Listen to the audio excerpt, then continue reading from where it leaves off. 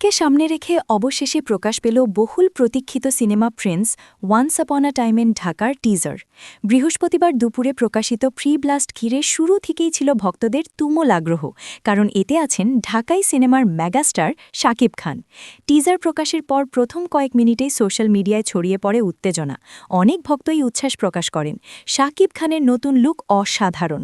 তবে প্রত্যাশা যতটা ছিল, টিজার দেখে অনেক দর্শকের মধ্যেই ততটা সন্তুষ্টি দেখা যায়নি। কেউ কেউ বলছেন টিজারের কাটিং ও ব্যাকগ্রাউন্ড মিউজিক আরও শক্তিশালী হতে পারত। আবার অনেকের মতে গল্পের মূল রহস্য বা বড় কোনো হাইপ মোমেন্ট টিজারে দেখানো হয়নি। ফলে সিনেমাটি নিয়ে যে বিশাল কৌতূহল তৈরি হয়েছিল, টিজার তা পুরোপুরি কাজে লাগাতে পারেনি। অন্যদিকে শাকিব খানের উপস্থিতি, স্টাইল এবং কয়েকটি অ্যাকশন শট ভক্তদের মধ্যে আবারও আলোচনার জন্ম দিয়েছে। কিছু দর্শক মনে করছেন টিজার হয়তো সাদামাটা, কিন্তু পুরো সিনেমায় বড় চমক থাকতে পারে। সব মিলিয়ে টিজারটি নিয়ে দর্শকদের প্রতিক্রিয়া মিশ্র।